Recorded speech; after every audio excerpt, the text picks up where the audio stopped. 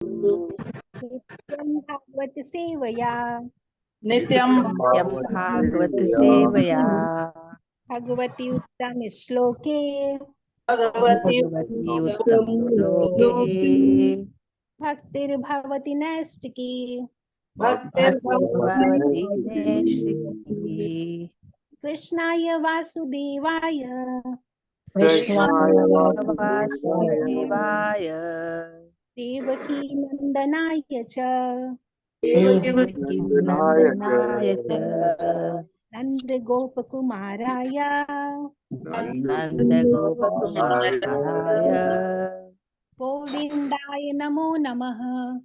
गोविन्दाय नमो नमः। मूकं करोति वाचालं मूकं करोति वाचालं पंगुं लंघयते गिरिं लङ्घयते गिरिम् यत्कृपातमहं वन्दे यत्कृपातमहं वन्दे परमानन्दमाधवम्। परमानन्दमाधवम्। अगला चरण। ओम अज्ञानतिमिरान्धस्य निरान्दस्य ज्ञानञ्जनशलाकया ज्ञानञ्जनशलाकया चक्षुरुन्मिलितं येन तस्मै श्रीगुरुवे नमः। श्रीचैतन्यमनोभीष्टं स्थापितं येन भूतले स्वयं रूपा कदा मह्यं ददाति स्वपदकान्तिनं। वन्देऽहं श्रीगुरुवा श्रीयुतपदकमलं श्रीगुरुवान् वैष्णवांश्च श्रीरूपं साग्रजातं सहगण रघुनाथान्वितं तं सजीवं साद्वैतं सावधूतं परिजनसहितं कृष्ण चैतन्य देवं श्री राधा कृष्ण पादान् सगणलता श्री विशाखातांश्च। हे कृष्ण करुणा सिंधु दीनबंधु जगतपते गोपेश गोपिका कांत राधा कांत नमस्तुते। तप्त कांचन गौरांगी राधे वृंदावनेश्वरी वृषभानुसुते देवी प्रणमामि हरिप्रिये। वाञ्छाकल्पतरुभ्यश्च कृपा सिन्धुभ्य एव च पतितानां पावनेभ्यो वैष्णवेभ्यो नमो नमः। जय श्री कृष्ण चैतन्य प्रभु नित्यानंद श्री अद्वैत गदाधर श्रीवासादि गौर भक्तवृंद। नमो विष्णुपादाय कृष्ण पृष्ठाय भूतले श्रीमते भक्ति वेदांत स्वामी निति नामिने। नमस्ते सरस्वती देवी गौरवाणी प्रचारिणे निर्विशेष शून्यवादी पाश्चात्य देश तारिणे। हरे कृष्ण कृष्ण कृष्ण हरे हरे हरे राम राम राम हरे हरे। हरे कृष्ण कृष्ण कृष्ण हरे हरे हरे राम राम राम हरे हरे। हरे कृष्ण कृष्ण कृष्ण हरे हरे हरे राम राम राम हरे हरे। हरे कृष्णा माता जी, हरे कृष्णा प्रभु जी, सभी को दंडवत प्रणाम। हरे कृष्णा सब। थैंक यू राजलक्ष्मी माता जी, आज का जप करने के लिए और आज की प्रार्थनाएं करने के लिए बहुत बहुत धन्यवाद। मैं सभी का स्वागत करती हूँ आज के इस्कॉन अयोध्या के इस प्रातःकालीन जप सत्र में। आप सभी का हार्दिक अभिनंदन। हरे कृष्ण। हरे कृष्णा, सभी को दंडवत प्रणाम। हरे कृष्णा माता जी, सभी को दंडवत प्रणाम। हरे कृष्ण माता जी, दंडवत प्रणाम। हरे कृष्णा प्रभु जी। तो अभी समय हो गया है प्रभुपाद जी के कोट का। कोट देखते हैं आज का। Screen is clear? जी माता जी, क्लियर है। आज है 16 जुलाई और प्रभुपाद जी कहते हैं ये हमारे गृहस्थ जीवन के बारे में प्रभुपाद जी बता रहे हैं। यदि पति अव्वल दर्जे का है और पत्नी पतिव्रता है और श्रद्धालु है तो घर स्वर्ग है। सैन फ्रांसिस्को, 16 जुलाई 1975। तो प्रभुपाद जी बता रहे हैं कि गृहस्थ जीवन में भी कहते हैं गृहस्थ जीवन में कैसे करें, हमारे पास इतनी रेस्पॉन्सिबिलिटीज है, कैसे भक्ति कैसे कर पाए।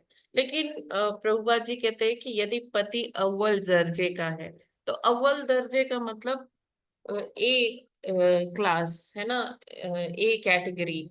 तो अव्वल दर्जे का होने का मतलब क्या है कि पति को पता है कि उसका कार्य क्या है, पति इस चीज से अवगत है कि वो कृष्ण का दास है और जो उसका पत्नी परिवार जो सारे हैं वो सब भगवान ने दिए हैं। वो पहले भगवान के भक्त हैं उनका दायित्व भगवान के लिए है, फिर उनके मतलब उसके लिए है। तो पति ये सारी चीजें जानता है ना, इसलिए उसे कह रहे हैं कि अगर वो अव्वल दर्जे का है। और दूसरी कंडीशन क्या बताई है प्रभुपाद जी ने, पत्नी पतिव्रता है, यानी कि पत्नी पति के कहे अनुसार चल रही है। और क्योंकि पति को धर्म और सिद्धांत सब पता है, और उसके अनुसार पत्नी भी अपना कार्य कर रही है। पत्नी को भी ये ज्ञात है कि जो उसके पति हैं उनके पति होने से पहले वो कृष्ण के दास हैं, तो कृष्ण की सेवा उनके लिए सर्वोपरि है। तो पत्नी को इस चीज से कोई शिकायत नहीं है कि देखो मेरे लिए मेरे पति इस तरह नहीं कर रहे, ऐसा नहीं कर रहे हैं, है ना, वो सिर्फ मुझे टाइम नहीं दे रहे, सिर्फ भक्ति में ही लगे हुए हैं।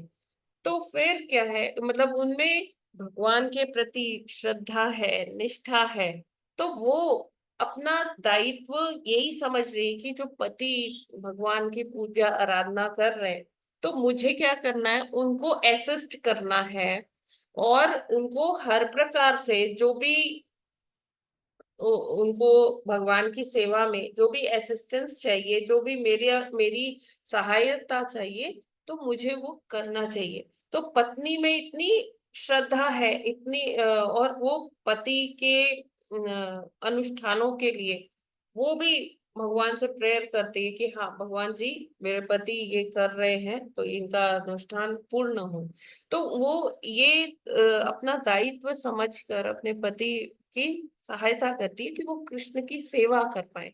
तो जैसे कृष्ण कहते हैं, मुझे जो मेरे दास के दास के दास है मुझे बहुत प्रिय है, यानी कि जो भगवान की डायरेक्ट सेवा में है और उनको जो असिस्ट कर रहे हैं लोग, भगवान उनको भी देखते हैं, उनको भी भगवान ऐसा नहीं है कि भगवान बस देखते मेरी डायरेक्ट सेवा कौन कर रहा है। भगवान हर उस व्यक्ति को देखते हैं जो उनके दास की सेवा में लगे हुए हैं। कि कैसे कोई मतलब उसको कोई लाइमलाइट नहीं मिल रही, लेकिन वो बैकग्राउंड में काम कर रहे हैं, लेकिन वो भगवान की नजरों से मतलब ऐसा नहीं होता कि भगवान उनको नहीं देख पाते, भगवान जानते हैं कि कौन किस में लगा हुआ है। तो इसीलिए यहाँ पर बोला उन्होंने प्रभुपाद जी ने कि ये ऐसा घर जो है वो स्वर्ग है। कई बार क्या होता है कि पति भक्ति में है, पत्नी भक्ति में नहीं है। तो पत्नी अपने तरीके से सोचती है, भौतिक तरीके से सोचती है कि देखो जो पति है वो हमेशा भक्ति में ही लगे रहते हैं, कभी भगवान की सेवा कर रहे हैं, कभी वैष्णव की सेवा कर रहे हैं, कभी प्रचार करने चले जाते हैं, मेरे लिए कोई टाइम नहीं है, मैं तो कहाँ फंस गई। तो इस तरह से पत्नी सोचती है। कभी क्या होता है, पत्नी भक्ति में होती है और पति नहीं, भक्ति भक्ति में नहीं होते। तो ऐसे परिवारों में थोड़ा सा मुश्किल होता है, लेकिन अंतोगत्वा अगर एक भी परिवार का एक भी सदस्य भक्ति में लगा है, तो धीरे धीरे वो भक्ति पूरे परिवार में फैल जाती है, स्प्रेड हो जाती है। और क्या होता है कि वो अनुकूलता आती है। लेकिन हाँ, इसमें टाइम लग सकता है। और लेकिन जहां पर दोनों पति पत्नी भक्ति में है और दोनों को पता है एक दूसरे का जो रोल है, वो दोनों को ज्ञात है कि हाँ पति को क्या करना है, पत्नी को क्या करना है, तो ऐसा जो घर है वो स्वर्ग से कम नहीं है, स्वर्ग समान ही है। तो प्रभुपाद जी का ये कोट गृहस्थ जीवन के बारे में एक प्रकाश देता है।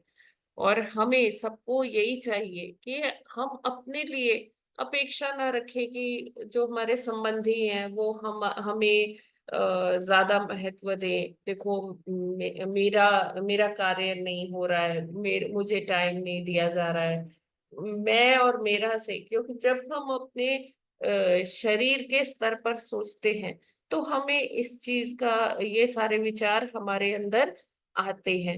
लेकिन जब हम आत्मा के लेवल पर सोचेंगे, आत्मा के लेवल पर बात करेंगे, तब हमें पता चलेगा कि जो हमारा दायित्व है, आत्मा क्या है, भगवान की दास है। तो जब हमें ये ज्ञात होगा, तब हम इस प्रकार से सोच पाएंगे।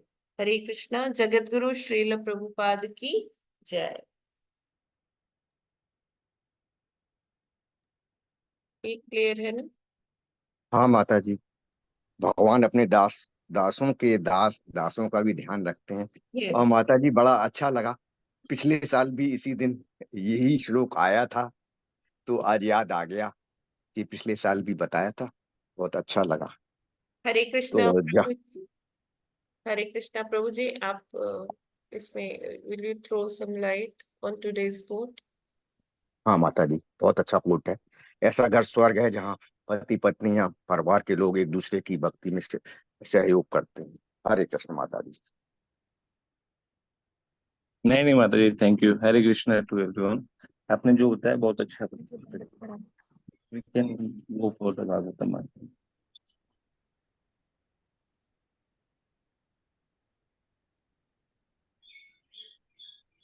आज कौन सा श्लोक है? 10वां। अच्छा।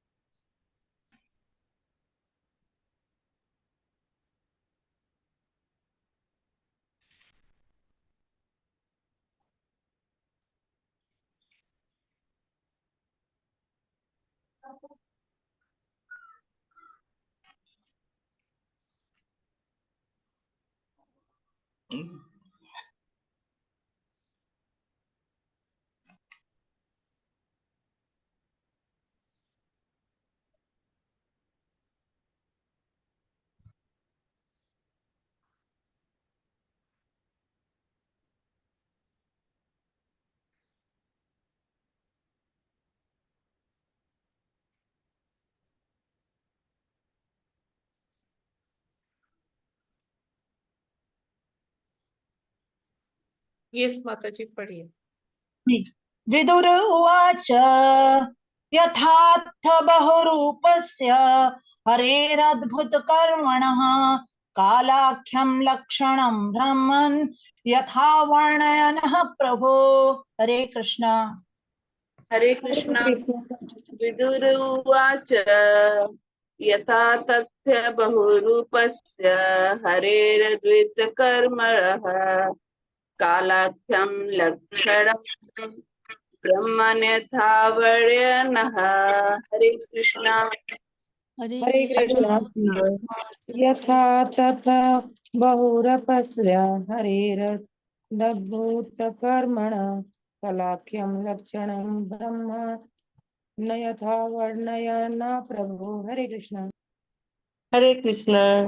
यथार्थ बहुरूपस्य हरेरद्भुतकर्मणा कालाख्यं लक्षणं ब्रह्मण्यथा वर्ण्येन प्रभो। हरे कृष्णा। हरे कृष्ण। विदुरवाच यथात्मबहुरूपस्य हरेद्वकर्मण कालाख्यं लक्षणं ब्रह्मण यथा वर्णन प्रभु। हरे कृष्णा। सभी को दंडवत प्रणाम। यथास्थ बहुरूपस्य हरेरद्भुत कर्मणा कालाख्यं लक्षणं ब्रह्मन् यथा वर्णेन प्रभो। हरे कृष्णा। हरे कृष्णा। सभी को दंडवत प्रणाम। विदुरुवाच यथात् बहुरूपस्य हरेरद्भुतकर्मणा कालाख्यं लक्षणं ब्रह्मान्यथा वर्णयन्ः प्रभो। हरे कृष्णा।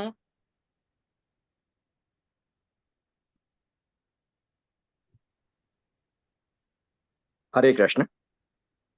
विदुरुवाच यतात् बहुरूपस्य हरेर्भद्वत कर्मण कलाख्यं लक्षणं ब्राह्मण यथा वर्णय न प्रभो। हरे कृष्ण। हरे कृष्ण। विदुर उवाच यथात् बहुरूपस्य हरेर अद्भुत कर्मणः कालाख्यं लक्षणं ब्रह्मान्यथा वर्णन वर्ण्यः न प्रभु। हरे कृष्णा, सभी को दंडवत प्रणाम। हरे कृष्ण। विदुर उवाच यथात् बहुरूपस्य हरे अद्भुत कर्मणः कालाख्यं लक्षणं ब्रह्मन् अन्यथा वर्णय न प्रभु। हरे कृष्ण प्रभु जी दंडवत प्रणाम। माता जी दंडवत। सभी भक्तों को दंडवत प्रणाम। हरे कृष्ण।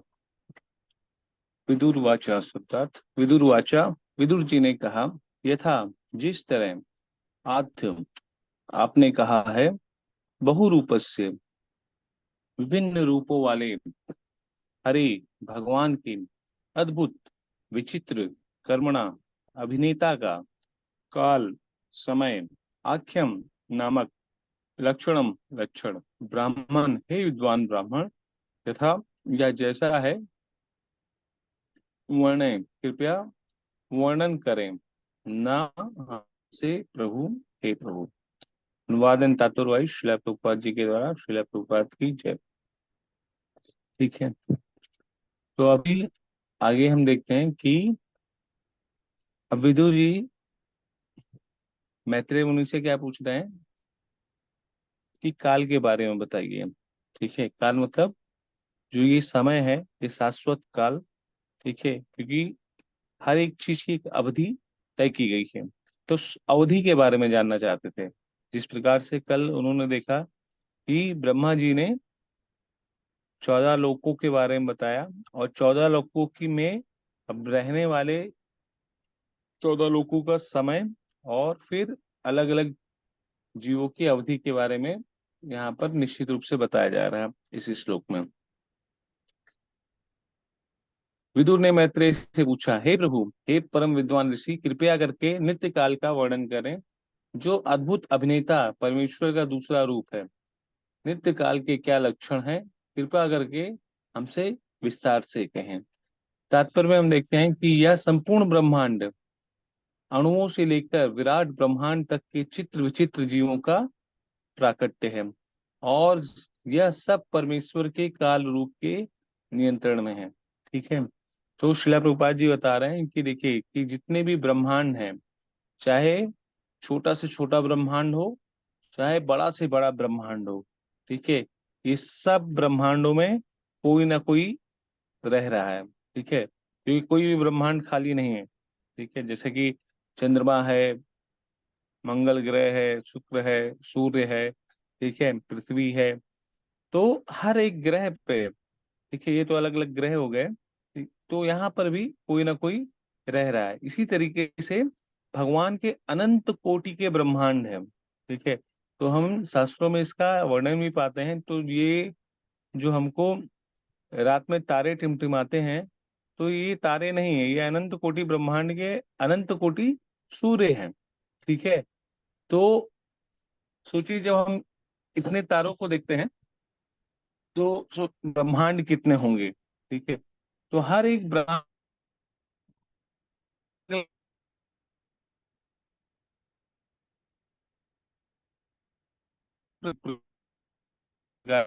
और श्लोकों प्रभु जी, ऑडियो थोड़ा सा डिस्टरबेंस आ रहा है के ऑडियो में। जीवों का निर्माण किया है ब्रह्मा जी ने। होता है, देखिए ये संपूर्ण सरासर। आवाज अभी कट क्लियर? रही है। हरे कृष्णा प्रभु जी, नाउ इट्स क्लियर मत? आवाज नहीं आ रही है ठीक से, बीच बीच में कट रही है। ज्यादा कट रही है। नाउ इट्स क्लियर माता जी? और यस सेम? जी, अभी थोड़ा, हाँ अभी क्लियर है। एक दो दिन से माता जी नेटवर्क का इश्यूज चल रहा है ना इधर। अभी ठीक है प्रभु जी। Now it's okay? यस प्रभु जी। ओके, ठीक है। तो हम लोग किधर थे माता जी? कि ब्रह्मांड के बारे में या समय के बारे में बात कर रहे थे। ठीक है, तो यहाँ पर श्रीला प्रभुपाद जी बताते हैं कि जिस प्रकार से ब्रह्मा जी ने अलग अलग ब्रह्मांड में, अलग अलग ब्रह्मांड के ब्रह्मा भी क्या करते हैं, अलग अलग लोकों का निर्माण करते हैं, और उस लोकों के अंतर्गत अलग अलग जीव का निर्माण करते हैं, जो चित्र विचित्र मतलब अलग अलग प्रकार के जीव हैं, मनुष्य से लेके कीट पतंग, कीड़े मकोड़े, रेंगने वाले, उड़ने वाले, तैरने वाले, सब एक जीव हैं। ठीक है, तो ये सारे, और वनस्पति भी हैं, नदियां भी हैं, पहाड़ भी हैं, तो इन सभी के जितने भी लोग यहाँ पर हैं, ठीक है, या अनंत ब्रह्मांड में हैं, ये किसके द्वारा कंट्रोल हो रहे हैं? समय के द्वारा। ठीक है, समय, काल, और ये काल किसके अंतर्गत में कार्य करते हैं? भगवान के भगवान अंतर्गत। ठीक है, तो भगवान के ही द्वारा जो ये सब कंट्रोल किए जा रहे हैं, लेकिन इसकी जो सेवा है, ब्रह्मा जी ने हमारा क्या किया, हमारी सबकी अवधि डिसाइड की है हमारे कर्म फलों के अनुसार। ठीक है, तो देखिए एक तरीके से सबकी अवधि रखी गई है। मनुष्य की अवधि 100 साल है।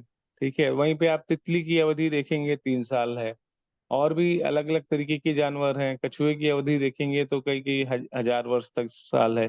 ठीक है, तो सबकी एक अवधि डिसाइड की गई है, इसीलिए कलयुग की अवधि देखेंगे तो 4,32,000 वर्ष है। द्वापर की देखेंगे कि उससे डबल है। ठीक है, तो हर एक चीज का समय डिसाइड किया गया है, क्योंकि समय के माध्यम से चीजों को कंट्रोल किया जाता है। ठीक है, तो कभी कभी हम लोग देखते हैं ना कि कभी हम विवश हो जाते हैं किसी भी कार्य के लिए, या मान लीजिए कोई हमसे बहुत बड़ा आदमी है या बहुत ताकतवर है, हमको मारता पीटता है,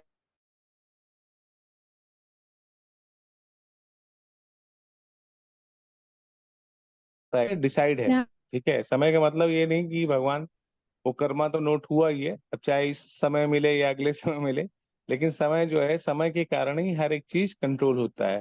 ठीक है, जैसे अभी जो समय चल रहा है, वो भी हमारे कर्मों का फल है, कि हमारे जो पुण्य अर्जित हुए थे, हमने जो भक्ति की थी, जिसके कारण हमको वापस से भक्ति करने का मौका मिल रहा है। ठीक है, वैष्णव का संग करने को मिल रहा है, एक हमें अवधि मिली है, इस अवधि के अंतर्गत अगर हम ये कार्य कर लेते हैं तो हम भगवान के धाम जा सकते हैं, हम मुक्त हो सकते हैं। ठीक है, आप उस अवधि का आप उपयोग कीजिए या दुरुपयोग कीजिए। तो इसी प्रकार से हर एक जीव की भी अवधि है। ठीक है, तो यहाँ पर विदुर जी अब काल के बारे में पूछ रहे हैं। ठीक है, तो काल का मतलब मृत्यु नहीं है, काल का मतलब हो गया समय। ठीक है, कि हर एक चीज का एक स्पेसिफिक टाइम होता है। नित्य काल मतलब शाश्वत समय, हर एक चीज के लिए एक स्पेसिफिक टाइम होता है, उस स्पेसिफिक टाइम के लिए उसको समय दिया जाता है, उसमें वो एक तरीके का रोल करता है, अभिनय करता है। ठीक है, यहाँ पे लिखा शब्द भी शिला प्रभुपाद जी ने डाला है ना, कि वह अभिनेता। ठीक है, और उसमें जो गुण भी होते हैं वो भी भगवान के ही होते हैं। कभी कभी वो देखने में परमेश्वर के ही स्वरूप लगेगा, लेकिन वो परमेश्वर नहीं, क्योंकि वो आंशिक है, उसमें जो गुण है वो अंश मात्र है। ठीक है, तो आगे के तात्पर्य में श्रीला प्रभुपाद जी बताते हैं कि नियंत्रक काल विशिष्ट जीवधारियों के अनुसार विभिन्न विस्तार वाला है। ठीक है, जैसे अलग अलग जीव हैं, तो उसी प्रकार से उनका अलग अलग समय डिसाइड हुआ है। ठीक है, परमाणु लय के लिए एक काल है, और विश्व लय के लिए, विश्व शरीर के लिए भी एक काल है। वृद्धि, विकास तथा परिणामी कर्म, ये सभी काल पर आश्रित हैं। विदुर विभिन्न भौतिक प्राकृतियों तथा उनके विलीन होने के कालों के विषय में विस्तार से जानना चाह रहे थे। यहाँ पे विदुर महाराज जितने भी ब्रह्मांड है, ठीक है, ब्रह्मांड के बारे में, लोकों के बारे में, जैसे कि कल बताया गया था ना, कि एक आंशिक प्रलय होता है और एक महाप्रलय होता है। तो आंशिक प्रलय में स्वर्ग के नीचे के लोग या स्वर्ग से सारे लोग चले जाते हैं, फिर वापस से रीडेवलप होते हैं, लेकिन ऊपर के जो लोग होते हैं वो महालोक से ऊपर, वो सब वैसे ही रहते हैं, और वो महाप्रलय के समय ही फिर उनका विलय होता है। तो इसी प्रकार से हर एक चीज का स्पेसिफिक टाइम है। तो विदुर महाराज वो सारी चीजों के बारे में अब विस्तार पूर्वक यहाँ से समझना चाहते थे, कि उनके बारे में एक जो भगवान ने जैसे जैसे क्या समय डिसाइड किया गया है वो हमें कृपया बताइए। तो आगे देखेंगे ना कि इस सारी चीजों के बारे में ब्रह्मा जी बहुत ही विस्तार से बताते हैं कि पल क्या है, क्षण क्या है, ठीक है, साल के बारे में बताते हैं। बहुत अच्छे तरीके से आगे समझाया गया है कि कितने मतलब समय किस प्रकार से होता है। आगे के लास्ट के 3-4 श्लोकों में इसकी व्याख्या करते हैं। और पूरा अध्याय ही यही है। अध्याय 11 आप देखेंगे ना तो परमाणु से काल की गणना उसके बारे में बताया जाता है। ठीक है, जी जी। ओके माता जी, स्पष्ट है श्लोक, किसी को डाउट तो नहीं इसमें? हाँ प्रभु जी, स्पष्ट है। काल भगवान का ही रूप है, उन्हीं का ही प्रतिनिधि है, और इस वजह से इसमें भगवान के आंशिक गुण हैं, समस्त नहीं है। और आज ये बात बहुत अच्छी तरह से मालूम पड़ी कि आंशिक प्रलय के अंदर स्वर्ग के जो 4 ऊपर के लोग हैं वो रह जाते हैं, और जो कल वाले में जैसे था वो क्लियर नहीं हो रहा था, और ऊपर के 4 लोग भी विलय होते हैं पूरी प्रलय में, लेकिन पूर्ण जो है उसके नष्ट होने पर होते हैं जब पूर्ण प्रलय होती है। तो ये बड़ा सुंदर है, और काल का हर एक के लिए अलग अलग है, चाहे मनुष्य हो, चाहे कछुआ हो, चाहे वो हो।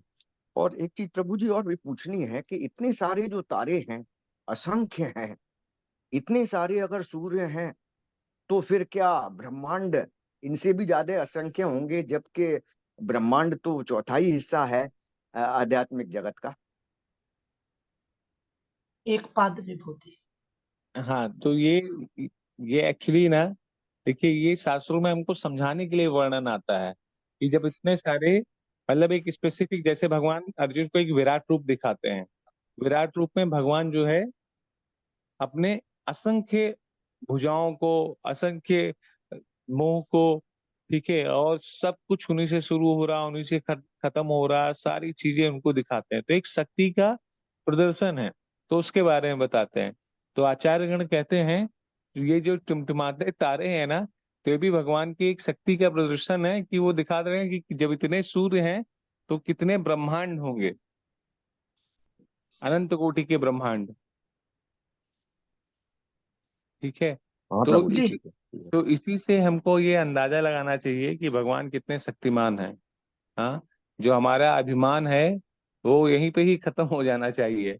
देखिए ये हम्म। सब चीजों को जानकर, लेकिन इसके बाद भी हमारा अभिमान जो है छूटता नहीं है। ठीक है, तो ये भगवान की एक शक्तियों का प्रदर्शन है कि देख लो भैया, इतना दिखा रहा हूँ तब भी समझ जाओ, लेकिन हम तब भी नहीं समझते हैं। ठीक है, हाँ प्रभु जी, हरे कृष्ण।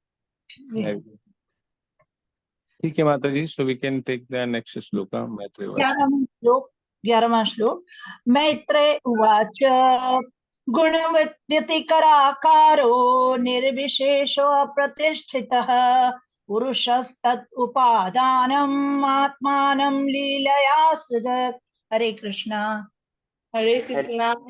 मैत्रेय उवाच गुणव्यतिकराकारो निर्विशेषो अप्रतिष्ठितः पुरुष पुरुषस्तदुपादानमात्मानं लीलया सृजत।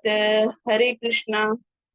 हरे कृष्णा। मैत्रेय वाच निर्विशेषो अप्रतिष्ठितः पुरुषस्तदुपादानमात्मानं लीलया सृजत। हरे कृष्णा, सभी को दंडवत प्रणाम। हरे कृष्णा प्रभु जी, धन्यवाद प्रणाम। गुण व्यतिकराकारो निर्विशेषो अप्रतिष्ठितः पुरुषस्तदुपादानम् आत्मानं लीलया सृजतः। हरे कृष्णा प्रभु जी, धन्यवाद प्रणाम। हरे कृष्णा। मैत्रेय उवाच गुणव्यतिकराकारो निर्विशेषो अप्रतिष्ठितः पुरुषास्तदुपादानम् आत्मानं लीलया सृजत। हरे कृष्णा, सभी को दंडवत प्रणाम। हरे कृष्णा। गुण व्यतिकराकारो निर्विशेषो अप्रतिष्ठितः पुरुषस्तदुपादानमात्मानं लीलया सृजत। हरे कृष्णा। हरे कृष्णा जी माता जी पढ़ लीजिए। हरे कृष्णा मैत्रेय उवाच गुणव्यतिकराकारो निर्विशेषो अप्रतिष्ठितः पुरुषः तत् उपादानमात्मानं लीलया सृजत्। हरे कृष्णा। हरे कृष्णा। प्रभु जी दंडवत प्रणाम, माता जी दंडवत प्रणाम, सबको कोटि कोटि प्रणाम। मैत्रेय उवाच गुणव्यतिकर आकारो निर्विशेषो अप्रतिष्ठितः पुरुषस्त उपादानम् आत्मानं लीलया सृजत्। हरे कृष्णा। हरे हरे कृष्ण। कृष्ण। मैत्री उवाच गुणव्यक्तिकराकारो निर्विशेष अप्रतिष्ठितः पुरुषस्त तदुपादानमात्मनं लीलया सृजत। हरे कृष्ण। हरे कृष्ण। मैत्रेय उवाच गुणव्यक्तिकराकारो निर्विशेषो अप्रतिष्ठतः पुरुषस्तदुपादानम् आत्मानं लीलया सजत। हरे कृष्ण। हरे कृष्ण। मैत्रेय उवाच गुणव्यतिकराकारो निर्विशेषो अप्रतिष्ठितः पुरुष इस्तदुपादान मात्मानं लीलया सृजत। हरे कृष्ण।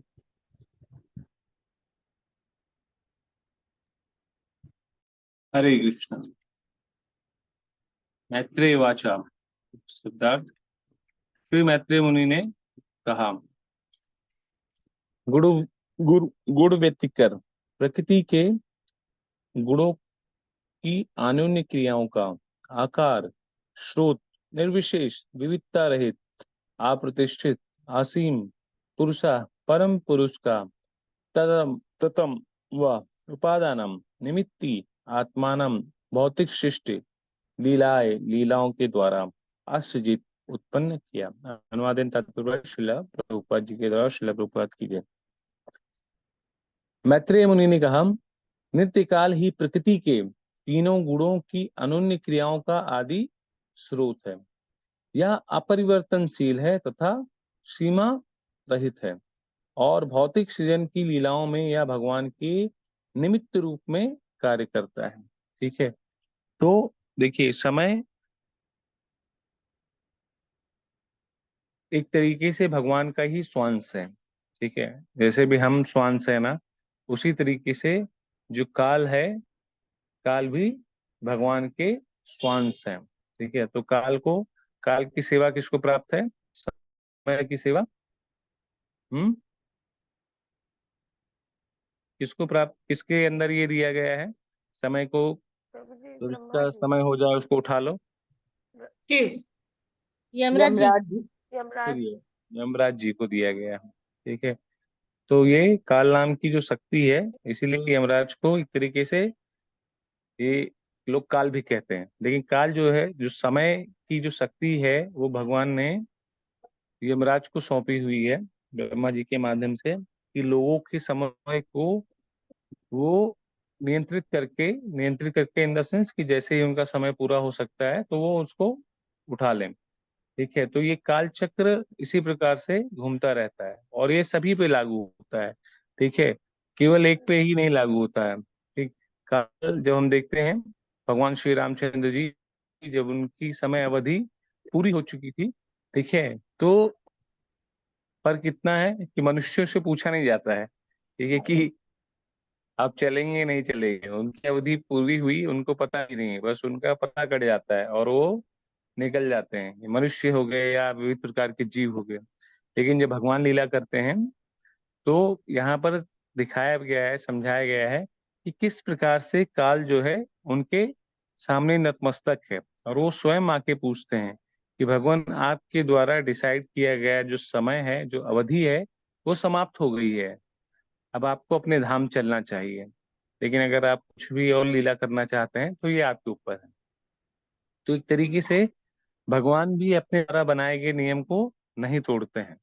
ठीक है, अपने भक्तों के लिए तोड़ दें वो अलग बात है, लेकिन और केसेस में भगवान जो है, जिस प्रकार से प्रकृति हमेशा चलायमान है, कंट्रोल है, आप देखेंगे कि 1/3 पूरा समुद्र ही फैला हुआ है हर तरफ, तो ये भी कहीं ना कहीं से कंट्रोल हो रहा है ना। सूरज भी ऐसे लटका हुआ है, हाँ, ना कोई पेंडुलम है ना कुछ है, पता नहीं कैसे वो ऊपर ऐसे ही तैर रहा है, पृथ्वी भी ऐसे तैर रही है, सारे ग्रह ब्रह्मांड में ऐसे घूम रहे हैं। तो ये सब कहाँ से कंट्रोल हो रहा है? अगर ये सब चीजों के बारे में हम थोड़ा सा भी, कोई भी व्यक्ति, ठीक है, अगर इसके बारे में, प्रकृति के बारे में अगर वो सोच के देख के ना, हल्का सा भी सोचेगा ना, तो वो तुरंत ही भगवान के लिए अनुग्रहित हो जाएगा। ठीक है, उसके लिए अपने आप ही भगवान के लिए प्रेम उमड़ पड़ेगा। ठीक है, क्यों? क्योंकि हर एक चीज के पीछे जो सुप्रीम कंट्रोलर है वो भगवान है।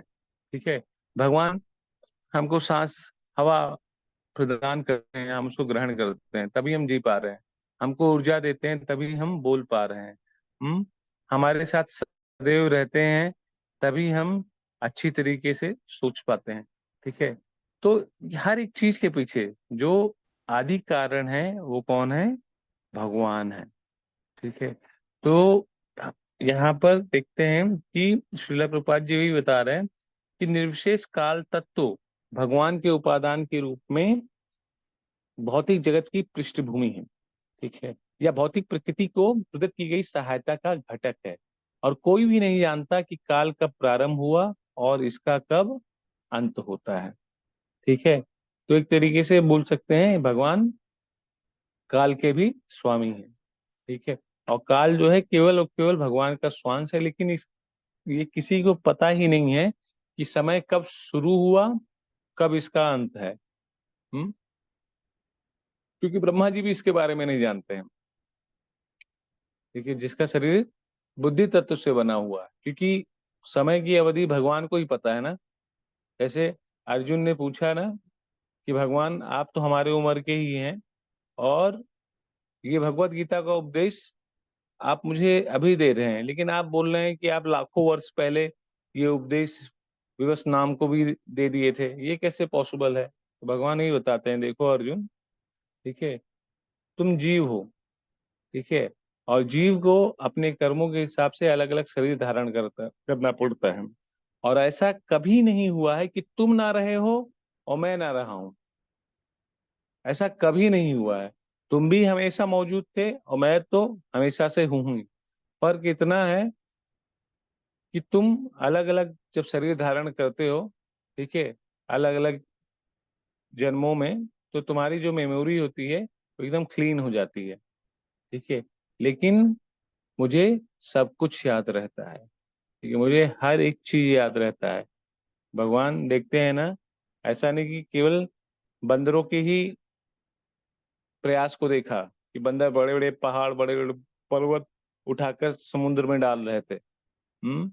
भगवान ने गिलहरी के भी प्रयास को देखा कि एक वो छटांग भर का रेत ले जाके उसमें डालने का प्रयास कर रही है, भगवान उसको भी ग्लोरीफाई करते हैं, क्योंकि वो अपने औकात से ज्यादा कर रही थी।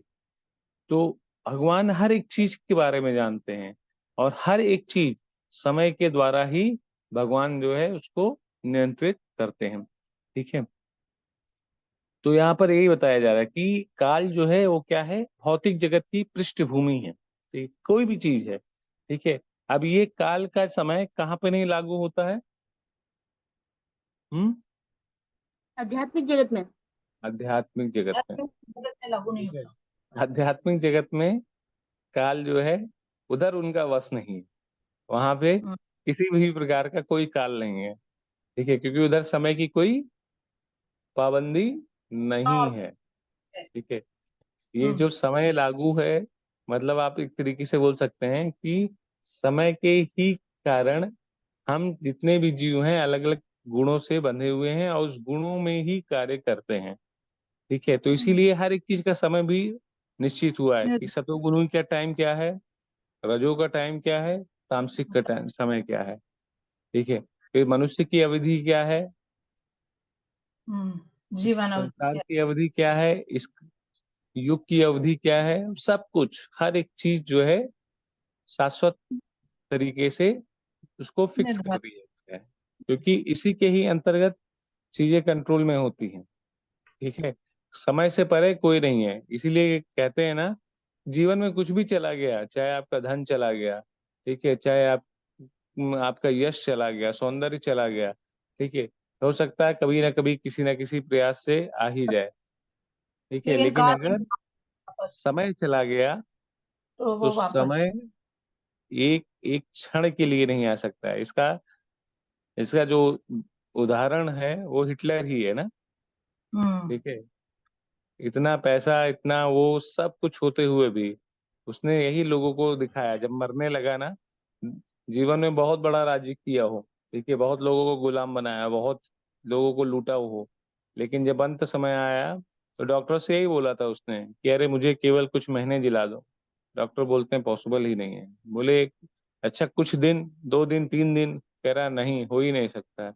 कुछ घंटे के लिए, कह रहे, उसने बोला, डॉक्टर ने बोला कि बस अब आपके पास जो है 10-15 मिनट का समय है, अब इसी में ही जो होना है होगा। बस 10-15 मिनट के अंदर गए तो बुलाया अपने सेनापति को फट करके कि भाई ये है, ऐसा ऐसा है, तुम लिख दो।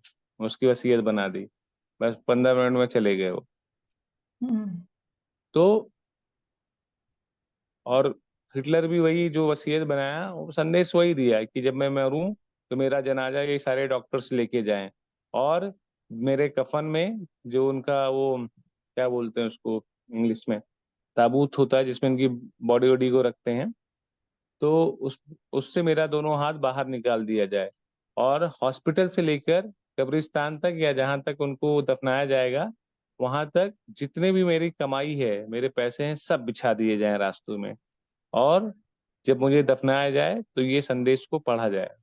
ठीक है, तो जब सेम ऐसा किया गया कि जितने डॉक्टर्स थे वो डॉक्टर्स उसके कैफिन को, जो ताबूत था उसको कंधा दे रहे थे, और उसके दोनों हाथ उस ताबूत से बाहर निकले हुए थे, और जितने भी लोग थे पूरा हॉस्पिटल से लेकर कब्रिस्तान या जहाँ पे उसको दफनाया जा रहा था वहां तक सारे हीरे, सोने, चांदी, जेवरात, नोट, डॉलर सब बिछा दिए गए। ठीक है, और जब वहां पे, हाँ, जब वहां पे उसको दफनाया गया तो जब उसके संदेश को लोग पढ़ रहे थे उसका वो, तो बताया कि देखिए ये डॉक्टर्स हैं, ठीक है, जो जो इतनी धन दौलत होने के पश्चात, ठीक है, मेरे पास पूरे दुनिया में सबसे ज्यादा धन है, लेकिन मुझे एक सेकंड भी नहीं दिला सकते हैं, एक सेकंड भी मुझे और जिंदा और समय तक नहीं बचा सकते हैं। जब समय आ गया तो जाना ही जाना है। तो जो उसके हाथ बाहर निकले थे उसका मैसेज यही था कि हम खाली हाथ आते हैं, खाली हाथ खाली हाथ जाते हैं। भौतिक चीजों से, मैं भौतिक चीजों की बात कर रहा हूँ, लेकिन जी। शास्त्रिक विधि से आप देखेंगे तो आप खाली हाथ आते हैं, खाली हाथ नहीं जाते हैं। आप खाली हाथ आते हैं लेकिन आध्यात्मिक भक्त करते हैं। तो अगर आपने अच्छे कर्म किए हैं, भक्ति की है, तो आप बहुत कुछ लेके चले जाते हैं। मतलब आप ये बंधन को, आप समय से भी मुक्ति पा सकते हैं। एक आध्यात्मिक बात है, लेकिन उसने जो अपनी दृष्टिकोण से बताया वो वही है। ठीक है, और वो बताया कि ये जो सोने चांदी हीरे मोती जेवरात है, ये सब मिट्टी, मतलब कौड़ी के भाव हैं। ठीक है, कौड़ी के भाव हैं, मतलब जब आपका समय पूरा हो गया तो ये सब कुछ आपको इधर ही छोड़ के जाना है, इसका आपके लिए एक पल भी यूज नहीं है। तो सबसे बड़ी महत्वता यहाँ पे किसको दी गई? समय को। कि लोग कहते भी है ना कि समय बहुत बलवान होता भी है। हाँ, तो बलवान कौन है? बलवानों में बलवान श्री भगवान है, और श्री भगवान का ही स्वांश समय है। ठीक है, हम सबसे लड़ सकते हैं लेकिन समय से कभी नहीं लड़ सकते हैं। तो इसीलिए यहाँ पर बताया जा रहा है। समझ रहे हैं आप लोग? जी प्रभु जी। आवाज आ रही है ना? आप लोग बोलते रहिएगा, नहीं तो मैं ऐसे स्पीड में चलता ही रहता हूँ, मुझे ही नहीं पता चलता है माता जी। जी प्रभु जी। हम फिर काल से नहीं, कोई भी हमारा मनुष्य भी समय होगा, हम लोग भी चल देंगे। जब समय आएगा तो सभी को जाना ही जाना है। तो भौतिक जगत की जो पृष्ठभूमि भी तैयार की गई है, यहाँ पर लोग एक अभिनय करने आते हैं, ठीक है। तो जिस प्रकार से जेल में हम कैदियों को डालते हैं, एक कुछ अवधि के लिए डालते हैं, फिर इसके बाद उनका जब समय आता है उनको रिहा कर देते हैं, ठीक है। तो उसी प्रकार से ये भौतिक जगत ही एक कारागार है, और इस कारागार का एक समय डिसाइड किया गया है कि समय के अंतर्गत ये जीव इतने समय तक यहाँ पर कर्म करेगा, फिर इसके बाद इसके कर्मों पर डिपेंड करेगा किस तरीके का इसका रिजल्ट है। कोई भी नहीं जानता कि काल कब प्रारंभ हुआ और इसका कब अंत होता है। काल तत्व ही भौतिक जगत के सृजन, पालन तथा संहार का लेखा जोखा रख सकता है। यह काल तत्व सृष्टि का भौतिक कारण है, अतएव भगवान का स्वांश है, ठीक है। काल भगवान का निर्विशेष रूप माना जाता है, ठीक है। तो यहाँ पर श्रीला प्रभुपाद जी ने निश्चित स्पष्ट रूप से बताया है कि भगवान का स्वांश है और भगवान की सेवा के लिए ये कार्य करता है, ठीक है। आधुनिक लोगों ने भी अनेक प्रकार से काल तत्वों की व्याख्या की है। आज के समय के लोगों ने भी अलग अलग प्रकार से इस काल तत्व के विषय में, समय के बारे में बताया है। तो समय के ऊपर देखेंगे ना, बहुत सी पुस्तकें हैं, बहुत सी पुस्तकें हैं। आप उसमें आएगा time manage, how to manage the time, time management. फिर इसके बाद आप स्पिरिचुअल्स की काफी बुक पा सकते हैं हर रिलीजियस में, ठीक है। कुरान में समय के बारे में बताया गया है, बाइबल में समय के बारे में, समय की अवधि को बताया गया है, कि समय के इम्पोर्टेंस को बताया गया है। तो हर एक, जितने भी स्पिरिचुअल्स बुक हैं, धार्मिक बुक हैं, जितने आज मॉडर्न एरा में देख लीजिए, समय के ऊपर लाखों लाखों लेक्चर्स हैं, लाखों बुकें हैं, ठीक है। तो ये इसीलिए है कि हम इस चीज के बारे में थोड़ा सा समझे कि आखिर समय क्या होता है, ठीक है। तो समय बहुत ही महत्वपूर्ण चीज है और हमें समय को उपयोग में लेना चाहिए, ठीक है। हमें बचपन से ही समय समझाया जाता था ना कि समय का दुरुपयोग नहीं करना चाहिए, समय का हमेशा उपयोग करना चाहिए। तो आधुनिक लोग जो है, उन्होंने भी अलग अलग तरीके से समय की व्याख्या की है। जैसा कि श्रीमद् भागवतम में बताया गया है, श्रीमद् भागवतम में इसको बताया गया है कि किस प्रकार से अलग अलग लोग भी इसके बारे में बताते हैं। जैसे उदाहरण में बताया गया हिब्रू साहित्य। तो हिब्रू साहित्य में काल को ईश्वर के स्वरूप के द्वारा पिताओं से कभी कभी और अनेक प्रकार से बातें की गई हैं। सॉरी, हम लोग कहाँ पे थे? हाँ, हिब्रू साहित्य में काल को ईश्वर के स्वरूप में स्वीकार किया गया है। उसमें कहा गया है कि ईश्वर ने भूतकाल में पैगंबरों के द्वारा पिताओं से कभी कभी और उनके प्रकार से बातें की हैं, ठीक है।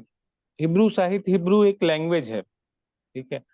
वो लैंग्वेज किसी मुस्लिम कंट्रीज की है, ठीक है, प्रभु जी इजराइल इजराइल की है, जी, ठीक है।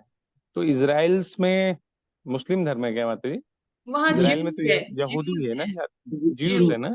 जी। हाँ, ठीक है। मैं भी पहले कभी रहे हूँ या कुछ हो, ठीक है। ये अलग अलग पुस्तकों के बारे में यहाँ पे बताया गया है, ठीक है, कि हिब्रू, बेसिकली हिब्रू जो लैंग्वेज है वो इजराइल्स की होती है।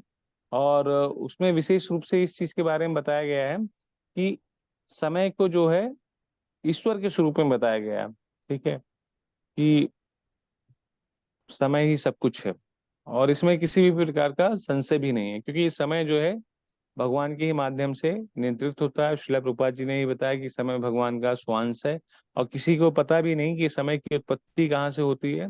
उत्पत्ति मतलब इसका रीजन क्या है, फिर ये कब आगे खत्म होगा वो भी नहीं पता। ये भगवान की इच्छा के ऊपर है। जब उनकी इच्छा होती है ब्रह्मांड की उत्पत्ति कर देते हैं, जब उनकी इच्छा होती है भगवान ये विलय कर देते हैं। ये केवल भौतिक जगत में ही लागू है, ऊपर आध्यात्मिक जगत में ये समय नहीं लागू है। जो भी ये सारे नियम है ना, ये केवल और केवल भौतिक जगत में ही लागू है। ऊपर सब फ्री हैं, सब मुक्त हैं। तो आगे देखते हैं हम लोग कि उसमें ये भी कहा गया कि ईश्वर ने भूतकाल में पैगंबरों के द्वारा पिताओं से कभी कभी और अनेक प्रकार से बातें की हैं। तत्व मीमांस की दृष्टि से काल को परम पूर्ण तथा वास्तविक के रूप में विभेदित किया जाता है। तो यहाँ पे एक जो शब्द आया है ना कि ईश्वर से अलग अलग पैगंबरों ने बातें की हैं, ठीक है। तो एक प्रकार से इसको हम समझ सकते हैं कि जैसे जीसस क्राइस्ट थे, ठीक है, या मोहम्मद जी थे, ठीक है, तो इन लोगों ने भगवान से, इन्होंने जैसे जीसस क्राइस्ट बोलते भी है ना कि I am the son of the supreme personality, ठीक है, और प्रॉफिट भी बोलते हैं कि I am the messenger of God, ठीक है। तो मैसेंजर मतलब कि उनको उनके हृदय में, ठीक है, जैसे हमारे यहाँ आचार्य गण होते हैं, वैष्णव गण, भगवान का साक्षात्कार होता है, उनसे भगवान का पर्सनल आदान प्रदान होता है। तो उसी प्रकार से जीसस क्राइस्ट को भी श्रीला प्रभुपाद जी भक्त बताते हैं, और मोहम्मद को भी, प्रॉफिट मोहम्मद जो है उनको भी भक्त बताते हैं, ठीक है, कि ये सब भगवान के भक्त हैं और इनसे भगवान जो है आदान प्रदान करते रहे होंगे, ठीक है। इस चीज को आप लोग समझ रहे हैं? जी प्रभु जी। हाँ जी प्रभु जी। हाँ, कि दे जी ऑल्सो डिवोटीज ऑफ लॉर्ड, ठीक है, कि ये भी भगवान के भक्त रहे होंगे और जिससे भगवान जो है इनसे भी आदान प्रदान करते रहे होंगे। तो यहाँ पर यही बताया गया है कि पैगंबरों के द्वारा पिताओं से कभी कभी और अनेक प्रकार से बातें की गई हैं। तो जिसके हृदय में भगवान का साक्षात्कार होता है वो भगवान से बात कर सकता है, उनका अनुभव कर सकता है। तो ये सारी चीजें हुई होगी, ठीक है। तो इसमें यही बताया गया है, श्रीला प्रभुपाद जी इसी के ऊपर विशेष रूप से बता रहे हैं। तो देखिए, ये चीज ना हम सभी को समझने वाली भी है कि हमारे आचार्य ने कभी भी किसी भी और भी रिलीजियस को क्रिटिसाइज नहीं किया है, किसी भी धर्म को क्रिटिसाइज नहीं किया है उन्होंने। देखिए, जो बाद में लोगों ने छेड़खानी करके उस पुस्तक में जो बदलाव किया हो या कुछ भी अलग किया हो, लेकिन कभी भी हमें किसी को क्रिटिसाइज नहीं करना चाहिए। आप अपने धर्म में स्ट्रांग रहिए, आप अपने आप को आगे रहिए। ये हमारी गलती है कि हम अपने धर्म में स्ट्रांग नहीं है, हम अपनी चीजों को जानते नहीं है, ये उनकी गलती नहीं है, ठीक है। अब हमें अपने चीजों के बारे में कुछ पता ही नहीं है और नगर में ढिंडोरा ढिंडोरा पीट रहे हैं किसी और चीज के बारे में, ठीक है। तो अगर हम अपनी चीजों में स्ट्रांग है ना, तो हमें कोई भी किसी भी चीज के लिए गिरा नहीं सकता है, और हमें दूसरों के लिए रिस्पेक्ट है, ठीक है। तो यहाँ पर श्रीला प्रभुपाद जी यही बता रहे हैं कि हर कोई, जितने भी मनुष्य हैं, सबको ये हक है, सबको ये अधिकार है कि वो भगवान का भक्त बन सकता है, ठीक है। और उसके जीवन का यही लक्ष्य भी है, भगवान का भक्त बनना, ठीक है। लेकिन उसके लिए उसको पता होना चाहिए। तो यहाँ पर काल के रूप में देखिए, अलग सबने भी यही व्याख्या की है कि काल जो है एक तरीके से परमेश्वर ही है, ठीक है, भगवान के रूप में बताया गया है उसको। लेकिन असली जो काल को नियंत्रण करते हैं वो परम पुरुषोत्तम भगवान है, जिनके अधीन काल रहता है, ठीक है।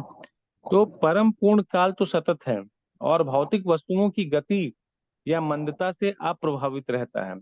काल की गणना ज्योतिर्विज्ञान तथा गणित के अनुसार गति, परिवर्तन तथा किसी वस्तु विशेष के जीवन के परिप्रेक्ष्य में की जाती है, ठीक है। तो अब यहाँ पर अलग अलग प्रकार से काल की भी गणना हुई है। देखिए, एक समय अवधि होती है ना, आप देख, हम लोग, आप लोग में से तो बहुत लोग इस चीज के बारे में जानते होंगे, या नहीं तो इसका साक्षात्कार हम लोग अपने सामने भी देख सकते हैं, ठीक। कोई बच्चा जो है वो जन्म लेता है, कैसा रहता है? छोटा रहता है, 1 फीट का रहता होगा, 1.5 फीट का रहता होगा। 3 साल के बाद वो बदलता है, फिर 3 साल के बाद बदल जाएगा, हाँ, फिर जवानी में अलग रहेगा, बुढ़ापे में अलग चला जाता है, ठीक है। तो वो सदैव एक जैसा नहीं रहता है। हाँ, हम आज जिस शहर में रह रहे हैं, वो शहर पिछले 10 सालों पर पीछे चले जाइए या 20 साल पीछे चले जाइए, किस तरीके से सर अलग है कि नहीं है? अलग है उस शहर में कुछ ना कुछ। जी प्रभु जी, परिवर्तनशील है सब चीजें। हर एक चीज जो है परिवर्तनशील है, समय के हिसाब से वो बदलती रहती है। तो यहाँ पर जो इसकी परिभाषा दी गई है कि काल को हम कैसे परिभाषित करें, तो ज्योतिर्विज्ञान तथा गणित के अनुसार गति, परिवर्तन, ये काल के एक तरीके से गुण बताए गए हैं, ठीक है। गति, परिवर्तन तथा वस्तु विशेष, ठीक है, क्योंकि हर एक वस्तु की एक गति होती है और गति के अनुसार उसका परिवर्तन होता है, उसी को समय कहा जाता है, ठीक है। तो कोई भी जीव ले लीजिए, पैदा होता है, फिर थोड़ा बड़ा होता है, फिर एक यौवन अवस्था में जाता है, फिर एक वृद्धावस्था में आता है, फिर शरीर को छोड़ता है। उसी प्रकार से ब्रह्मांड जो है, पहले उसका भी एक तरीके से प्राकट्य होता है, उसकी एक अवधि है, फिर वो सेंटर में आता है, फिर अपने चरम समय पर आकर फिर उसका भी विनाश हो जाता है। उसी प्रकार से युग जो है, अभी शुरुआती में उसका युग का असर रहता है, फिर अपने सेंटर में जाएगा, फिर इसके बाद अपने एकदम पीक पॉइंट पे आता है, फिर धीरे धीरे डाउन होता है, फिर वो युग भी समाप्त हो जाता है। तो हर एक चीज जो है वो समय के माध्यम बदलती से है। भगवान ने उसको कंट्रोल करके रखा हुआ है। ठीक है। हम लोगों का समय पे कोई भी जितने भी भौतिक वस्तुएं या भौतिक जीव, भौतिक लोग हैं, ठीक है, उनका समय पे कोई भी कंट्रोल नहीं है। ठीक है। हम सभी का समय पे किसी का भी कंट्रोल नहीं है, लेकिन हम सबके ऊपर समय का कंट्रोल है। बहुत कंट्रोल है। हम सब जो है उस पेंडुलम में बंधे हुए हैं। हम उस पे कंट्रोल नहीं कर सकते हैं, चाहे आप 1000 करोड़ रुपए लेके बैठ जाइए, लेकिन हमें समय पर कंट्रोल करने की हमारी शक्ति नहीं है। ठीक है। जितने भी असुरगण भी हुए ना, वो क्या चाहते थे? वो भी समय पर विजय प्राप्त करना चाहते थे ना, लेकिन ब्रह्मा जी उनको वो आशीर्वाद दे ही नहीं पाते थे, क्योंकि समय पर विजय हाँ, उनको भी नहीं प्राप्त है। ठीक है। अमरता का वो हाँ, चाहते थे तो। हाँ, तो हम यहाँ पे देखते हैं अमरता कि हाँ, ब्रह्मा तो जी हम नहीं यहाँ दे पे सकते। आगे देखते हैं, आगे श्रील प्रभुपाद जी यही बता रहे हैं कि किंतु वस्तुतः काल का वस्तुओं के सापेक्षताओं से कोई कुछ भी संबंध नहीं रहता है। प्रत्युत हर वस्तु काल द्वारा प्रदत्त सुविधा के रूप में बनती तथा परिगणित होती है। काल हमारी इंद्रियों की क्रियाशीलता की मूलभूत माप है, जिसके द्वारा हम भूत, वर्तमान तथा भविष्य की गणना करते हैं। किंतु वास्तविक गणना में काल का कोई आदि तथा अंत नहीं होता है। ठीक है। तो काल की गणना देखिए, काल की परिभाषा कैसे किस पे डिपेंड होती है? गति, परिवर्तन तथा वस्तु विशेष पे। और काल की जो गणना करते हैं तो उसके जैसे वर्तमान में कैसा है, भूत में कैसा रहा होगा, या फ्यूचर में कैसे होंगे, एक तरीके से उसकी गति के माध्यम से या परिवर्तन के माध्यम से हम अंदाजा लगाते हैं। कंपेयर करके ना प्रभु जी, यस, रिलेटिविटी। कंपेयर करके अंदाजा ही लगाते हैं, लेकिन इसमें आगे दिया भी गया है ना, किंतु वास्तविक गणना में काल का जो एग्जैक्ट अंदाजा है वो हम नहीं लगा सकते कि उसका आदि कहाँ है, उसका अंत कहाँ होगा। मतलब हम अंदाजा ही लगा सकते हैं कि आगे चलकर ऐसा होगा, लेकिन क्या वैसा होता है क्या? ये जरूरी नहीं है कि ऐसा नहीं हो, सर, ऐसा तो हो ये भी बस सकता है। आंकलन कर। सब कुछ डिपेंड होता है अलग अलग चीजों के ऊपर। ठीक है। लेकिन वस्तुतः जो काल की एग्जैक्ट गणना है वो हम लोग नहीं कर सकते हैं। ठीक है। जी बिल्कुल। अंदाजन कर सकते हैं, जैसा कि वही बताया गया ना कि गणित के माध्यम से, ज्योतिर्विज्ञान के माध्यम से ये केवल एक अंदाजा लगाया गया है कि हाँ, अगर इस गति से सूर्य चल रहा है तो इतने दिनों में ये चीज पूरा कर लेगा। ठीक है। ये गति से परिक्रमा जो पृथ्वी कर रही है, ठीक है, वो इतने दिनों में पूरा कर लेगी। ठीक है। अलग अलग ग्रह भी इतने दिनों में परिक्रमा जो है वो पूरी कर लेंगे। तो एक तरीके से ये अंदाजा है, लेकिन एग्जैक्ट टाइम किसी को नहीं पता है कि इतने समय में, इतने बज के इतने मिनट पे, इतने सेकंड पे यहाँ पे वो पहुंचेगा। ठीक है। तो ये सारा चीज जो है एक अंदाज के ऊपर है। लेकिन पंडित चाणक्य का कथन है कि काल के अल्पांश को भी करोड़ों डॉलर मूल्य देकर खरीदा नहीं जा सकता है। कि काल के अल्पांश, अल्पांश मतलब छोटा सा क्षण पे, हिस्सा, छोटा मतलब सा क्षण पे, मात्र। एक क्षण भर, छोटा सा अंश। क्षण भर भी समय को हजारों करोड़ों डॉलर देके भी नहीं खरीद नहीं सकते हैं। अतएव बिना लाभ के खोए हुए काल का एक क्षण भी जीवन की सबसे बड़ी हानि है। काल तो ना किसी प्रकार का मनोविज्ञान के अधीन है, ना ही काल के क्षण अपने में वस्तुगत वास्तविकताएं हैं, किंतु वे विशेष अनुभवों पर आश्रित हैं।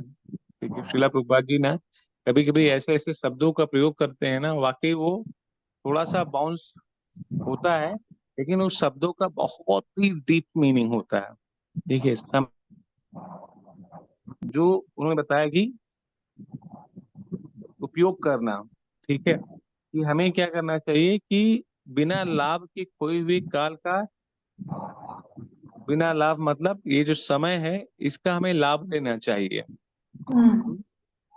हर एक क्षण का लाभ लेना चाहिए। ठीक है, अगर जीवन में हम इस समय का लाभ नहीं लेते हैं तो यही हमारे जीवन की सबसे बड़ी हानि है। और वो लाभ क्या है भक्ति। कि हम भगवान की भक्ति में लगे। ठीक है, यही जीवन का लक्ष्य है। ठीक है, तो उस लक्ष्य के लिए हमें एक समय दिया गया है। अब उस समय के अंतर्गत अगर हमने इस लक्ष्य को हासिल नहीं किया तो फिर क्या होगा वो आप लोग को बताने की जरूरत नहीं है। ठीक है, क्योंकि देखिए एक समय एक लक्ष्य अगर होता है ना, जैसे आपने फ्लाइट टिकट कराया या ट्रेन टिकट कराया, तो आपका एक लक्ष्य है ना कि आपको 8:30 उधर पहुंचना है। ठीक है, अगर 8:30 पे ट्रेन है तो आप लोग सोचते हैं कि 8 बजे पहुंच जाएं। हाँ, अगर 8:30 का फ्लाइट है तो सोचते हैं एयरपोर्ट हर हालत में 6:30 से 7 के बीच में पहुंच जाए, और वहां पे पहुंचते भी हैं। 99.99% लोग पहुंचते हैं। ठीक है, केवल 0.1% है जो नहीं पहुंचेंगे, लेकिन 99.99 लोग पहुंचते हैं। क्यों? क्योंकि उनको कुछ नुकसान होने का डर रहता है ना, उनका पैसा वेस्ट हो जाएगा, उनका समय खराब हो जाएगा। ठीक है, फिर आगे चल के जो उनके आगे के प्रोग्राम है वो खराब हो जाएंगे। ठीक है, तो ये सब चीज समय से आपने लिंक कर लिया, लेकिन जो जीवन की सबसे बहुमूल्य चीज है, जिस चीज के लिए आपको भेजा गया है, अवधि जिस चीज के लिए दी गई है, उससे आप समय को रिलेट नहीं कर रहे हैं। तो यही हमारी सबसे बड़ी अज्ञानता है, मूर्खता है। ठीक है, तो काल को केवल और केवल महसूस किया जा सकता है। महसूस मतलब समय को, अगर समय का हम उपयोग कर रहे हैं तो उसको हम महसूस कर सकते हैं कि हाँ, आज मेरे जीवन का इतना समय भगवान की भक्ति में गया, इतना समय मैंने पैसा कमाने में लगाया, इतना समय मैंने जो है, लोग बोलते नहीं बड़े बुजुर्ग कभी कभी, अरे हम भैया बहुत समय लगाए, हमारे बाल ऐसे नहीं पाक गए। ठीक है, जीवन के अनुभवों को समझने में, तो उन्होंने इतना समय लगाया है। ठीक है, तब वो बोलते हैं कि इतना समय लगाकर मैं ये चीज सीखा हूँ, इसीलिए तुमको बोल रहा हूँ कि भक्ति कर लो, भक्ति कर लो। ठीक है, लेकिन तुम अभी सुनोगे कहाँ, जब आओगे मेरी उम्र में ना तब पता चलेगा। जैसे हम लोग बड़े बुजुर्ग का जब छोटे छोटे थे, बाबा बाबा लोग का बहुत मजाक उड़ा, रहे बुढ़ाए गए हैं, शक्ति नहीं है। कहीं ठीक है भैया, तुरे से ना बुढ़ापा। ठीक है, जब हुआ हमारे उम्र में तो पता चले। ठीक है, तो अब धीरे धीरे जब अनुभव हो रहा है इस चीज के बारे में कि जब उम्र बढ़ती है, ठीक है, अलग अलग प्रकार के रोग पीड़ा बीमारी सबको रखती है। ठीक है, तब उस समय जो चीजों के बारे में हम लोग महसूस करते हैं। ठीक है, कि हाँ यार वो सही बोलते थे कि यार इस उम्र में हो आओगे ना तब समझ में आएगा, शादी करोगे ना जब जिम्मेदारी होगी तुम्हारे ऊपर तब तुमको पता चलेगा, जब बच्चे हो जाएंगे 4 ना तब तुम समझ में आओगे, या किसी भी चीज की जिम्मेदारी को जब तुम ग्रहण करोगे या उस पद पर बैठोगे तब तुम्हें इस चीज के बारे में पता चलेगा।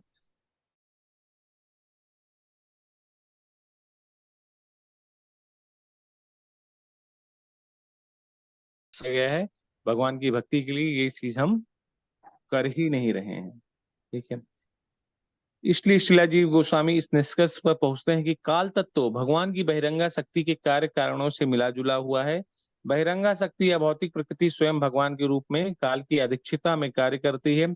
इसीलिए ऐसा लगता है कि भौतिक प्रकृति ने विराट जगत में अनेक आश्चर्यजनक वस्तुएं उत्पन्न की हैं। भगवत गीता 9.10 में इस निष्कर्ष की पुष्टि इस प्रकार हुई है, मध्याक्षेण प्रकृति सुवितो साचराचरम हेतु नानेन कौन्तेय जगत द्वीप प्रवर्तते। ठीक है, तो यहाँ पर स्पष्ट रूप से बताया गया है कि भगवान कहते हैं कि ये जितनी भी प्रकृति है ये सब मेरी शक्तियों में से एक है, और मेरी अध्यक्षता में के कारण ये चलायमान होती है, कार्य करती है, जिसमें जितने भी तरीके के अलग अलग प्रकार के जीव चर प्राणी सब इसमें उत्पन्न होते हैं। और यह शासन मतलब ये मेरे कंट्रोल के अंतर्गत इसका बार बार सृजन होता है तथा विनाश होता है। जगद्वीप परिवर्तित मतलब कि ये पूरा जो जगत है वो दिख रहा है वो पूरा क्रियाशील है, और ये भगवान की अध्यक्षता के कारण उसका सृजन भी होता है, भगवान ही उसके अध्यक्ष हैं उसको विनाश करने के लिए। तो भगवान हर एक चीज के बारे में भगवत गीता में स्पष्ट रूप से उसकी व्याख्या भी की हुई है। तो यहाँ पे शिलाजीव गोस्वामी भी वही बता रहे हैं कि ये काल हम क्या करता है, भगवान की बहिरंगा शक्ति से मिला जुला है, ठीक है, और बहिरंगा शक्ति के अधीन में ही ये कार्य करता है और संपूर्ण ये भौतिक जगत को कंट्रोल करने का, मतलब एक नियम में बांधने का कार्य करता है, ठीक है। और उसी के अंतर्गत अलग अलग जीव जो है जन्म लेते हैं, अलग अलग अवधि तक वो परिवर्तन होते रहते हैं, क्रियाशील रहते हैं, फिर इसके बाद उनका विनाश हो जाता है, ठीक है। जीव के बारे में, ब्रह्मांड के बारे में, हर एक चीज के बारे में, हर एक अवधि तक, ये भौतिक जगह पे भौतिक स्वरूप जिसका है उनका एक अवधि डिसाइड है, ठीक है। तो इसके अंतर्गत हर कोई है, अलग अलग प्रकार के जीव हैं, अलग अलग योनियों में, ठीक है। उसमें पेड़ पक्षी कीट पतंग मनुष्य से लेकर सब, पहाड़ देवता वोता सब आ गए इसमें, ठीक है ना। स्पष्ट है ना ये श्लोक आप सभी को? प्रभु जी। जी हाँ, प्रभु। तो भगवान ने अंत में इस चीज को फिर बता भी दिया कि ये सारे जो काल है ना, ये काल है किसके अध्यक्षता में कार्य करता है? भगवान की अध्यक्षता में कार्य करता है, ठीक है ना। हाँ प्रभु जी, समय बहुत बलवान है, क्योंकि भगवान भी बहुत बलवान है और भगवान की शक्ति है, इसीलिए समय बहुत बलवान है। और ये भगवान की शक्ति है, तो इसका उपयोग का मोस्ट इम्पोर्टेंट कारण ये है कि भगवान की इसमें भक्ति करनी चाहिए, जो ध्येय है। और तो न इसका आदि है न अंत है, क्योंकि भगवान का भी आदि अंत नहीं है, भगवान भी आदि और वो है। प्रभु जी, आपने बताया समय के कारण हम अलग अलग गुणों में बंधे रहते हैं, तो अलग अलग गुणों में हम पूर्व जन्म के कर्मों के अनुसार बने रहते हैं कि समय के कारण बंधे रहते हैं? अलग अलग गुणों में कर्मों के अनुसार तो हमको फल मिलता है, ठीक है। फल भी हमको गुणों के अनुसार मिलता है, देखिए कभी बहुत अच्छे फल मिलते हैं, कभी हमको बुरे मिलते हैं, ठीक है। समय, जैसे समय डिसाइड किया, हम जो कार्य करते हैं ना, वो कार्य हम अलग अलग समय के अनुसार करते हैं। समय के अनुसार मतलब हर एक चीज का समय डिसाइड किया गया, जैसे 24 घंटे हैं तो 8-8 घंटे डिवाइड किया गया है, ठीक है। 8 घंटे जो है सतोगुण है, 8 घंटे रजोगुण है, 8 घंटे तमोगुण है, अच्छा, ऐसा है प्रभु जी। काल भी 3 प्रकार के डिसाइड किए गए हैं, वर्तमान काल, भविष्य काल, भूतकाल, ठीक है। तो पहले भूतकाल, ये भूतकाल, वर्तमान काल, भविष्य काल, ठीक है। तो ये काल के अंतर्गत देखेंगे ना कि, और इसी प्रकार से जो है जब गुण है ना, ये भी 3 तरीके हैं, सतो रजो और तमो, ठीक है। तो अगर हम किसी समय के अंतर्गत कोई भी कार्य करते हैं, जैसे अभी हम लोग जो कर्म कर रहे हैं, ये क्या है? सतोगुण में, सतोगुण के समय, तो इसका फल कैसा होगा? सात्विक होगा, ठीक है। फिर अभी हम पैशनेट कार्य करने लग जाएंगे रजोगुण के समय, दोपहर में, ठीक है। अगर हम अभी सोचिए, अगर सुबह सुबह हम लोगों को बोला जाए, कोई भी हो, सुबह 4 बजे उठ के ब्रह्म मुहूर्त में, ठीक है, आप चलिए पैसे को इन्वेस्ट कीजिए, ठीक है, या कार्य कीजिए, मतलब कोई भी काम कीजिए, या जॉब पे जाइए, ठीक है, सुबह 4 बजे, तो वो हमारी इतनी इच्छा नहीं कहती है। क्यों? सुबह सुबह हमको एकदम शांति चाहिए, सो के उठने के बाद, ठीक है, थोड़ी देर हम लोग अपने बारे में, भले ही व्यक्ति भगवान को नहीं जानता हो, न याद करता हो, लेकिन तब भी अपने आप को वो समय देना चाहता है। सुबह बहुत ही शांत स्वभाव से लोग रहना चाहते हैं, ठीक है। रात में भले ही कितनी लड़ाई की हो किसी ने, ठीक है, लेकिन सुबह जब उठेगा तो एकदम शांत ही रहेगा। क्यों? क्योंकि उसका जो चित्त है ना, वो जो समय का असर होता है, वो एकदम शांत रहता है। और जैसे जैसे ये भी दिन हो जाएगा ना, फिर हाँ प्रभु जी। रजोगुण में आ जाएंगे, तमोगुण। एक इसका सीधा उदाहरण ये भी है, एक सीधा हाँ, उदाहरण एक आप दिन ये को भी भी ले ऐसे सकते डिवाइड हैं। कर सकते हैं, अलग अलग गुणों में हाँ, रहता है व्यक्ति या जीव, तो ये समय का प्रभाव है। हाँ प्रभु जी, ये बहुत क्लियर हो गया, ये जीवन का वो नहीं है गुण, बल्कि समय के हिसाब से हर दिन का है। प्रभु जी, एक बार आपने बताया था कि ब्रह्म मुहूर्त में देवलोक जो है ब्रह्मांड में घूमते हैं और विचरण करते हैं, तो थोड़ा एक लाइन इसके बारे में बताएंगे? हाँ, ब्रह्म मुहूर्त में वो विचरण करते हैं, वो भगवान का नाम सुनने के लिए करते हैं, क्योंकि वो नाम उनको स्वर्गलोक में नसीब नहीं होता है, ठीक है। भगवान के जितने भी देवी देवता हैं, ये आते हैं ब्रह्म ब्रह्म मुहूर्त के समय, क्योंकि वो देखते हैं जहाँ पे भगवान के नाम, भगवान की कथाएं, भगवान का गुणगान हो रहा है, तो उस चीज को सुनते हैं। हरे कृष्ण हरे कृष्ण हरे हरे कृष्ण प्रभु जी। ठीक है, बहुत अच्छा क्लियर है। ठीक है, तो आप सभी को स्पष्ट है ना? तो अभी किसी का कुछ प्रश्न नहीं है तो फिर हम लोग हरे समाप्त कृष्ण करते प्रभु जी। हैं। तो हरे कृष्ण प्रभु जी। या हरे कृष्ण प्रभु जी प्रभु हरे जी, कल कृष्ण एकादशी प्रभु जी। व्रत है, हाँ, कल तो एकादशी है, तो आप सभी लोग हाँ, व्रत कर सकते हैं। जो फास्ट नहीं कर सकता है प्रभु जी, उसके लिए क्या है आदेश? फास्ट नहीं कर सकते हैं तो उसके लिए फास्ट कैसे, मतलब किस तरीके से फास्ट नहीं कर सकते हैं? मतलब आप मतलब अन्य से फास्ट नहीं कर सकते हैं? हाँ? डॉक्टर ने मना किया है प्रभु जी। डॉक्टर से डॉक्टर ने क्या बोला कि ये अनाज मत खाइए, अनाज खाइए? नहीं, ऑपरेशन हुआ है प्रभु जी मेरा, इसलिए। अच्छा अच्छा अच्छा अच्छा। हाँ, तो जब ऑपरेशन हुआ है तब आप उस परिस्थिति में भगवान का नाम लीजिए, फिर आप फास्टिंग मत कीजिए। हाँ, ठीक है। हाँ, डोनेशन कर सकते हैं ना प्रभु जी? हाँ हाँ, वो सब कर सकते हैं, बाकी सारे कार्य कर सकते हैं। देखिए, जब हम कभी कुछ शारीरिक मजबूरी है, ठीक है, अगर जहां तक हम कर सकते हैं कर सकते हैं, ठीक है। बाकी अगर आपकी जी शरीर की प्रभु। मजबूरी है, आपका शरीर जवाब नहीं दे रहा, तब हम उस परिस्थिति में केवल नाम जप कर सकते हैं। फिर बाकी जब आप स्वस्थ हो जाइएगा, जब वो खत्म हो जाएगा, फिर तब आप उसके बाद फास्टिंग कर लीजिएगा, ठीक है। क्योंकि जब जी ऑपरेशन प्रभु। के दौरान आप हार्ड चीजें, हो सकता है फल फ्रूट आलू ये सब मना रहती है, खिचड़ी ही सॉफ्ट चीजें ही देते हैं, किसी किसी को एकदम लिक्विड डाइट पे रखते हैं, तो वो आप अपने हिसाब से देख लीजिए तो जी, ठीक है। तो फिर बतौती जी जो प्रभु। एकादशी में जो सिस्टम होता है वो अनाज से ही होता है। लेकिन अगर शरीर उसमें नहीं जवाब दे रहा तो आप दवा ववा खा के और केवल नाम जप कीजिए ज्यादा से ज्यादा, तो उसमें भी उसका फल प्राप्त होता है, ठीक है। जी प्रभु। हरे कृष्ण प्रभु जी। 2 दिन फास्ट है, बुध को कल और थर्सडे को परसों। तो पारण उसका कैसे करेंगे फिर? थर्सडे वाले दिन सुबह क्या उसमें कर सकते हैं? शहद ले सकते हैं कि क्या लेना होगा? परसों क्या है, महाद्वादशी क्या? नहीं, परसों हम रखते हैं, पिछले 30-40 साल से रखते हैं, बृहस्पति वाले दिन विष्णु भगवान का पूजन करते हैं। थर्सडे को तो एक बार खाते हैं, अनाज ही खाते हैं प्रभु जी। हाँ, तो एक बार में वो रात एक को बार खाते हैं, अनाज खाते हैं, जनरली लोग शाम को खाते हैं। हाँ, तो सुबह तो सुबह पारण खा कैसे सकते हैं। करेंगे इसका, एकादशी का? अब एकादशी का पारण देखिए, सकते हैं ना, सुबह फल खा सकते हैं। फल में हो जाएगा पारण? अनाज तो है नहीं ना फल। अब एकादशी का पारण देखिए, जिस चीज के लिए हम रखते हैं ना, तो हाँ बेसिकली उसी चीज से हमको तोड़ना चाहिए। अगर अनाज से रखते हैं तो अनाज से तोड़ा जाता है, ठीक है। हाँ तो आप उसमें क्या कर सकते हैं, भगवान को अर्पित किया हुआ एक, अगर आपके पास चावल का दाना भी है या कुछ भी है, उसको खा सकते हैं, क्योंकि बृहस्पतिवार को तो ऐसा है नहीं कि अनाज खाया नहीं जाता है, ठीक है। तो हाँ, ठीक है प्रभु जी। हाँ, उसमें एक थोड़ा सा खा के, क्योंकि वो व्रत आप भगवान विष्णु के लिए ही रख रहे हैं, एकादशी हाँ भी व्रत प्रभु जी। भगवान विष्णु का ही है, तो हाँ उसमें प्रभु जी। किसी भी तरीके का कोई दोष नहीं है, ठीक है। हाँ, ठीक है हाँ प्रभु जी। एक हाँ हाँ, हरे कृष्ण। ओके,